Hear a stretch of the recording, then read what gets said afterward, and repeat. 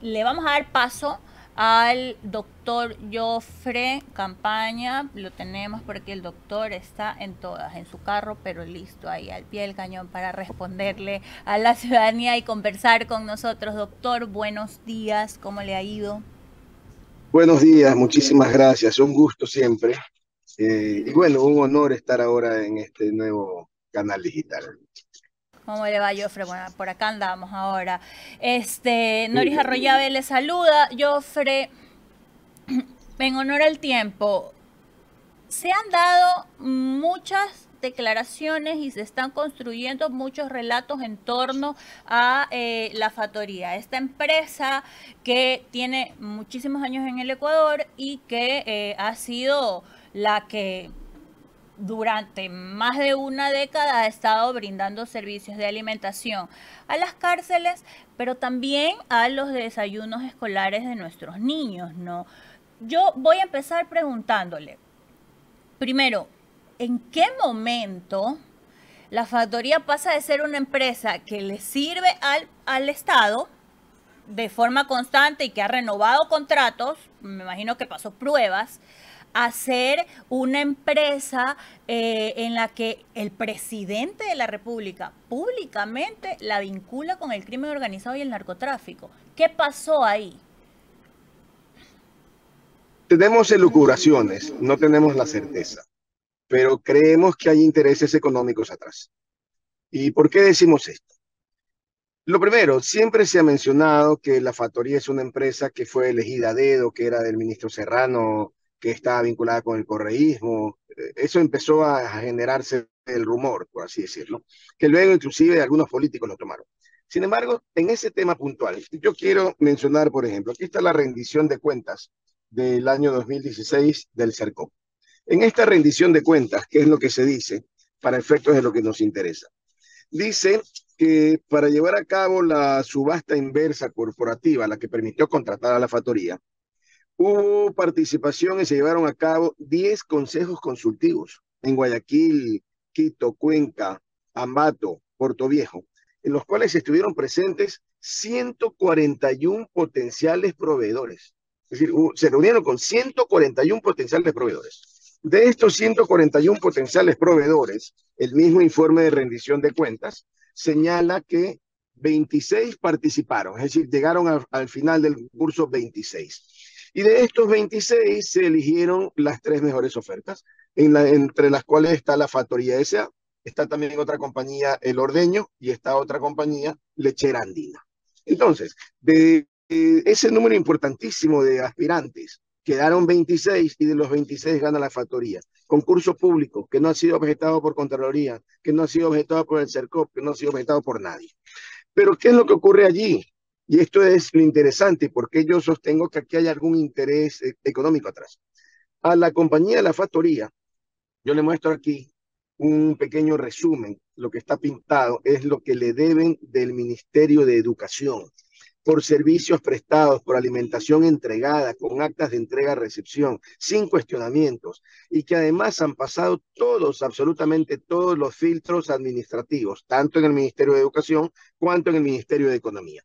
Al llegar, al finalizar, llegan a lo que se conoce como el CUR. El CUR-CUR es un certificado único de registro y de allí hay que aplastar una tecla para que el dinero pase del Ministerio de Economía y de allí va a las cuentas del proveedor, en este caso de la factoría. Pues bien, yo le voy a dar valores de lo que se está debiendo y ya con CUR aprobados y son varios, doy valores de los varios CUR que existen. 1.371.000 dólares, 1.077.000, 1.080.000, 1.077.000, 1.197.000, 1.196.000, 1.197.000, 1.265.000, 1.260.000, 1.262.000. Esto deben, no pagan. La Serio de pregunta obvia es, educación. sí, compartida en el Ministerio de Educación, pero ya para que se aplaste la tecla de pago en el Ministerio de Economía. La pregunta es, Ok. ¿dónde están esos millones de dólares? ¿Quién los tiene? ¿Qué quieren hacer con esos millones? ¿Por qué no pagan? Doctor, Y una ahí vienen las pregunta. cosas raras. Sí, Y ahí me sí, voy sí, a le poner escucho. medio abogada del diablo. Escuché muchos 1 millones. ¿Cuánto en total, pregunto, le debe el Ministerio de Educación ya con cura aprobado? Eso significa que ya está el dinero listo solo para desembolsarlo. ¿Cuántos millones son del Ministerio de Educación? Son como 14 millones del Ministerio de Educación. Ok. Como 14 Le millones. pregunto, Entonces, algo que he visto mucho que se menciona y quieren dejar ahí como con suspicacia. ¿Cómo hace la factoría para continuar brindando el servicio al Estado sin tener esa cantidad de dinero de retorno para seguir invirtiendo? ¿De dónde sale el dinero de la factoría para poder sostenerse con una deuda tan grande cuando vemos otros proveedores del Estado que realmente han hasta quebrado porque el Estado sencillamente no les paga? gracias por esa pregunta. Aquí no son, en el caso del Ministerio de Educación, 14 millones, por ejemplo, de la factoría para su bolsillo, no. La factoría, en este caso y en otros contratos que tiene proveedores. Proveedores, es decir, si la factoría, ejemplo, tiene que entregar desayunos que incluyen leche, pues tiene que comprar la leche. ¿A quién le compra la leche? A grandes productores de leche, especialmente en la provincia de La Suay. Entonces, la pregunta, ¿cómo se sostiene? Debiéndole a los productores de leche de La Suay. Y a su vez, ¿cómo se sostienen los productores de leche de La Suay? Debiéndoles a otros pequeños ganaderos de La Suay. Entonces, es una cadena. ¿Quién sostiene al final del día? Desde los pequeños ganaderos a los medianos ganaderos a los grandes ganaderos. Todos ellos tienen ahora mismo una cuenta por cobrarle a la factoría. Es decir, no es que la factoría sacó 14 millones. No, ese dinero hay que repartirlo una vez que se cobre. Por tanto, el perjuicio no es solamente a la factoría, el perjuicio es una decena, si no centena, de proveedores. Por tanto, el daño que están haciendo en general a la confianza legítima del sector privado, empresarial, es enorme. Pero no contentos con eso, lo que ahora hacen y quiere hacer la ministra Alegría Crespo es contratar directamente a una empresa pública que depende de una universidad de las Fuerzas Armadas. Y lo quiere hacer de una manera rapidísima, como que si una empresa pública cuyo objeto social además no le permite dedicarse a este desayuno escolar, estarán, por tanto, violando la ley con mucha certeza. Entonces, esa empresa pública tendrá a su vez que voltearse y comprar a productores. Entonces, se están metiendo a una empresa pública que nunca ha prestado servicios de alimentación, que no tiene ninguna experiencia en alimentación escolar, a darle una actividad que es de por sí compleja. ¿Quiénes son los perjudicados? En este caso, dos grupos importantísimos del país. De una parte, los niños, porque no están recibiendo el desayuno, especialmente provincias de Guayas, Los Ríos, Bolívar, no reciben desayuno escolar. Un país con altísima desnutrición. En este momento no están recibiendo. Gran parte de las escuelas no reciben y no van a recibir por un buen tiempo porque esos concursos que están haciendo toman tiempo.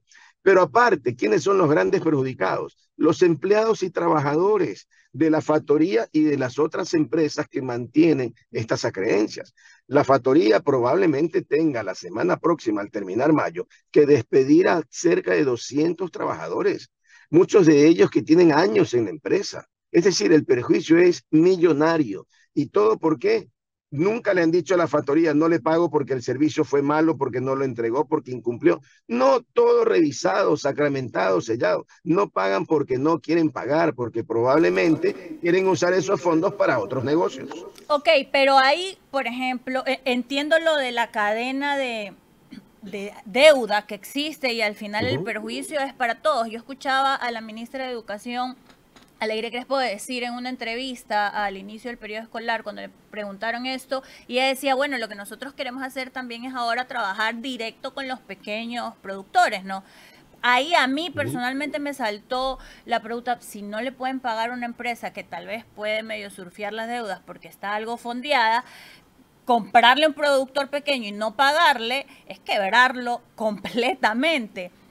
No sé cómo lo harían así, pero yo también leía que la factoría tenía algo de exclusividad que impedía que por N cantidad de tiempo venga otra empresa y haga y brinde el mismo servicio. ¿Esto se mantiene en estos momentos o no? ¿Y en qué incurriría el Estado en el caso de que decida contratar a otra empresa?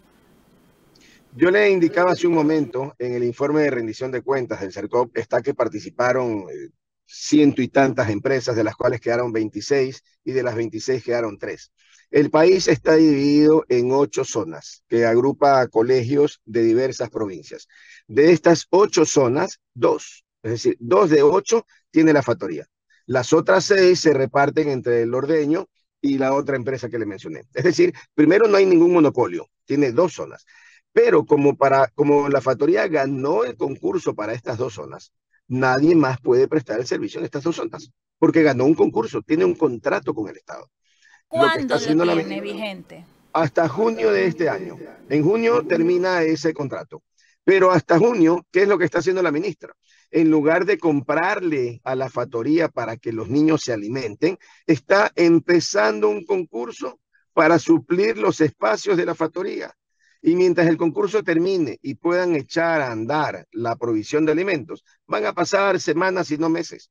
¿Cuál es el resultado? Que nuestros niños no tendrán alimentación por los 200 días que la ley obliga, sino que tendrán, pues, que con mucha suerte por 80, 90 o 100. Entonces, es demencial que un estado con una enorme desnutrición infantil, lo poco que muchas veces estos niños de muy pobres pueden recibir, hoy día el Estado se los niegue de forma absolutamente ilegal. Al hacerlo, al invadir los espacios de la factoría, tratando de contratar a una empresa pública cuyo objeto social no le permite prestar el servicio, probablemente estén incurriendo en un delito de peculado. Y el delito de peculado no prescribe. Lo que pasa es que los funcionarios públicos a veces llegan al poder con mucha alegría y piensan que pueden mantenerse con esa alegría el resto de su vida. Y no se dan cuenta que el funcionario público rinde cuentas toda la vida, como decía el doctor Galo García Ferot.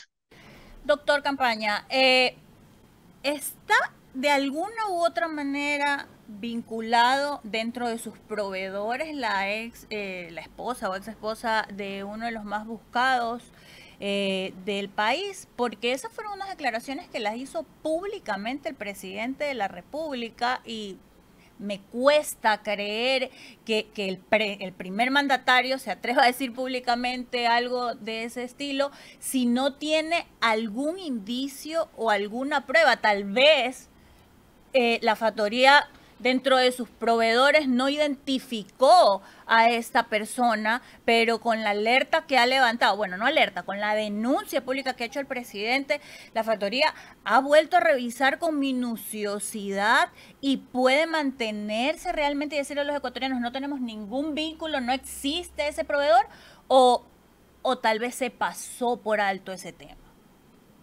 La factoría no solamente ha revisado con lupa, la factoría ha revisado con 3 lupas.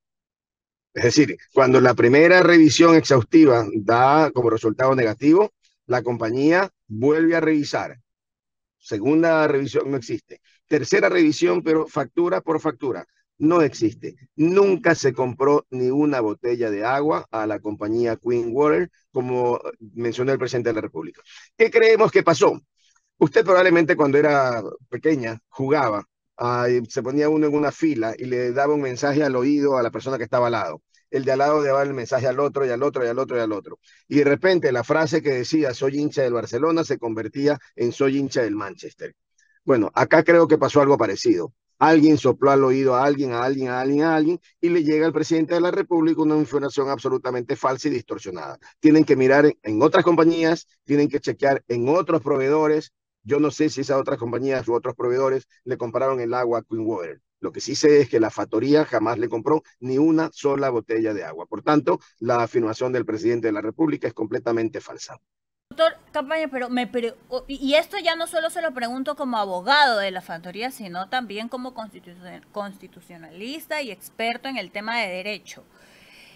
Y como una ciudadana realmente preocupada de que existe en este país, desde gobiernos anteriores, una ligereza extrema de nuestros primeros mandatarios de salir a dar acusaciones, indistintamente si es la factoría o no, porque yo si algo he aprendido en este oficio y durante los últimos años viendo las cosas que se están revelando es no meter las manos al fuego por nadie.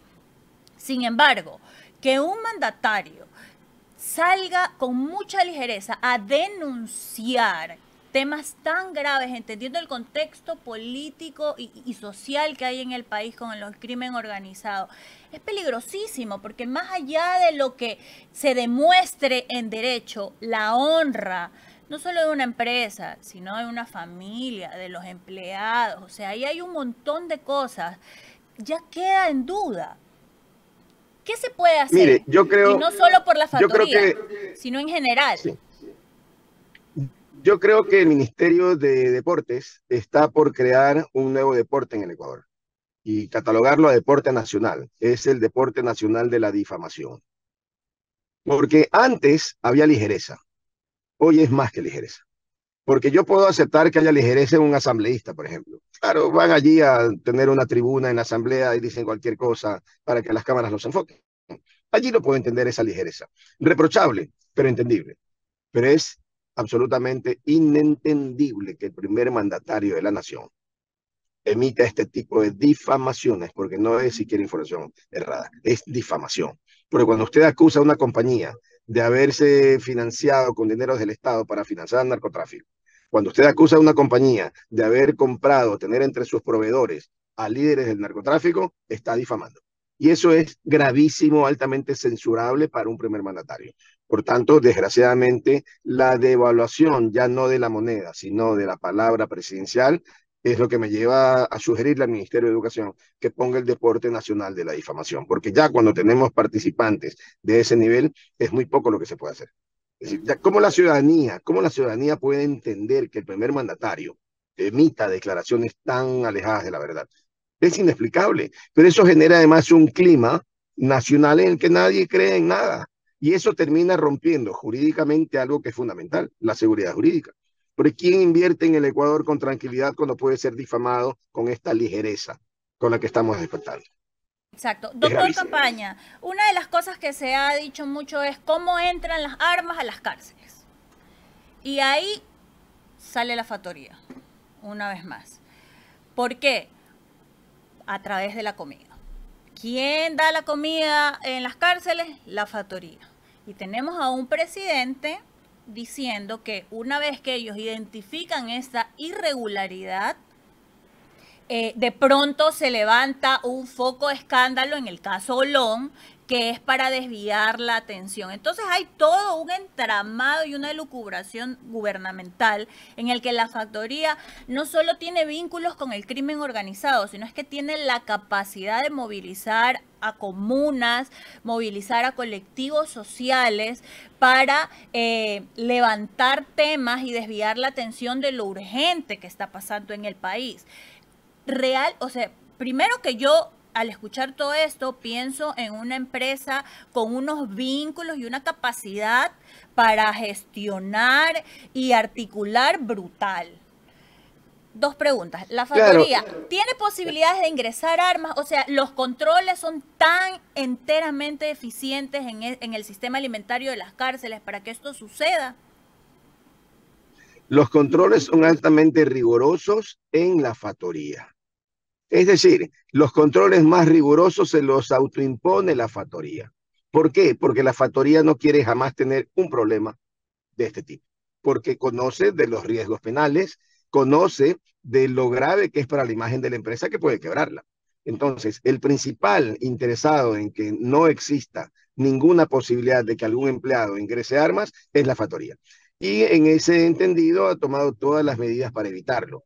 Controles satelitales, candados satelitales, contenedores que no pueden abrirse, de tal manera que los controles existen. Pero además algo que es fundamental y que las cosas caen por su peso. Se dice efectivamente que la factoría metía armas en las cocinas y dicen, no, es que las metían porque antes los guías penitenciarios eran pillos, entonces los compraban. Ah, muy bien. Se fueron los penitenciarios, ¿no? Aparece la policía. Ah, no importa, la policía también son allí unos pillos, seguramente los compran y ya está. Ah, muy bien. Luego se van los policías, van los militares y las armas siguen apareciendo dentro. Entonces, ¿qué significa? Que también la factoría compra a los militares. Es decir, tenemos fuerzas armadas corruptas. No es así, no es así. Ni las Fuerzas Armadas son corruptas, ni la policía en su esencia es corrupta. Entonces, creo que las verdades caen por su peso. Y lo más importante, existen controles, como le decía, tanto desde la factoría como estos controles de Fuerzas Armadas los últimos meses. Y las armas siguen apareciendo, pero nunca se encuentra un arma en un camión y mucho menos en una olla de arroz. porque eso es fantasía, porque eso es simplemente una fábula que se ha orquestado, lo que yo llamaba una leyenda urbana. Pero ya eso creo que desapareció, porque ya ni siquiera en el gobierno siguen hablando de eso.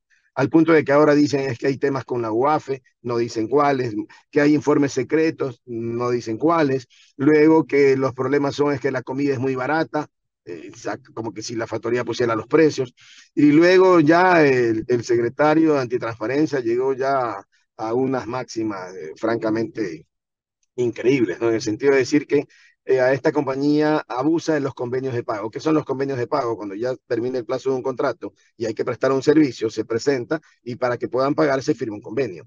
¿De quién es la culpa que aquí sigan existiendo convenios de pago? De la factoría. ¿Acaso que la factoría es la que tiene que convocar licitaciones? Al contrario, la factoría le ha dicho al SNAI múltiples ocasiones, señores, convoquen a concurso, convoquen a concurso, convoquen a concurso. El SNAI no convoca a concurso, ¿qué puede hacer la factoría? Y acuérdense que en el Ecuador hay varios grupos de manejo de cárceles. Efectivamente, en algún momento dijeron el SNAI, sí, vamos a ir a concurso. Hicieron concurso para una zona 2 que se llama territorial y ganó otra empresa y está prestando servicio a otra empresa. Y luego sacaron a concurso la zona 3 y ganó la factoría en concurso.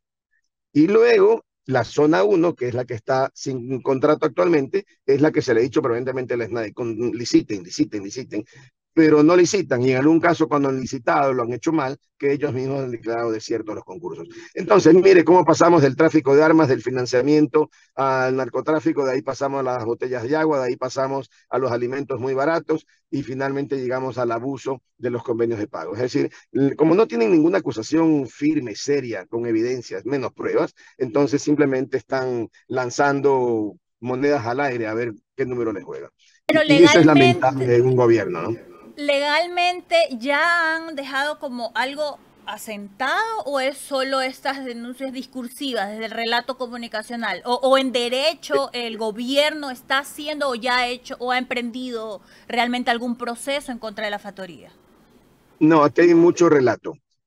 Ante los relatos, nosotros acudimos a la fiscalía y le dijimos, señores de la fiscalía, aquí comparecemos ante lo que se está diciendo. No tenemos nada que esconder, lo que ustedes quieran. Estamos prestos a que se investigue todo lo que ustedes quieran.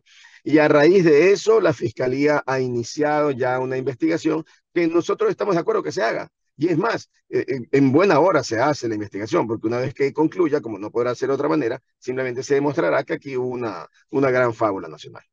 Ok, doctor Campaña, y con esto termino por el tiempo, lamentablemente, pero en estos últimos días hay toda una campaña en redes sociales en el que se ha querido vincular a la relacionista pública de la factoría con medios de comunicación y toda ahí una construcción, ¿no? Primero, ¿de dónde vienen esas campañas en contra de personal que labora en la factoría? Y segundo, ¿usted considera que en este momento oponerse o revelar información a la ciudadanía en general se convierte uno en un enemigo del Estado, del gobierno? ¿Qué está pasando ahí? Bueno, hay varios mensajes muy importantes en su pregunta. Lo primero, con estas campañas en redes sociales, se está satanizando el trabajo de los comunicadores sociales. Los comunicadores sociales y los relacionistas públicos tienen su rol en la sociedad, como tienen el rol los abogados, como tienen los políticos, como tienen los asambleístas, los médicos, los industriales, etcétera. Es decir, nadie puede satanizar un trabajo de relacionista público, número uno. Número dos, en el país hay muchas empresas que tienen a creencias con el Estado. Dicho en otras palabras, muchas empresas no le pueden cobrar al Estado. ¿Cuál es el mensaje que se envía? Uy, cuidado, ni se te ocurra cobrarle porque te van a hacer pedazos. Con mentiras, te van a hacer pedazos. Y claro, en el país hay empresas y empresas. Hay empresas más grandes que tienen un mejor pulso financiero, hay empresas más pequeñas que si usted les quita $2,000 de su flujo mensual, las quiebra. Entonces, hay muchos acreedores pequeños, medianos, que hoy día tienen miedo. Y esto es lo que a mí me asusta, que en el país se esté empezando a construirse una cultura del miedo. Y eso lleva a una implicación muy grande, que es jurídica y que es sociológica. El poder es para servir. El poder no es para temer. Si los ciudadanos tememos al poder, significa que el poder no nos está sirviendo. Y eso es gravísimo para una cultura democrática. Este fue el doctor Jofre Campaña, abogado de la factoría. Le agradezco, Jofre, por haber estado conversando con nosotros. Espero tenerlo pronto por aquí para hacer análisis un poco más profundo del acontecer nacional y también de cómo estamos actuando los diferentes actores de la sociedad. Y bueno, solo como para puntualizar, la discusión se mediatizó cuando la factoría dijo páguenme, ¿o no? Así es correcto, sí. Allí vino toda la reacción del gobierno. En todo caso, muchísimas gracias por esta oportunidad y será siempre un gusto. Un abrazo, Jofre. Ese fue el doctor Jofre Campaña, abogado, experto constitucionalista.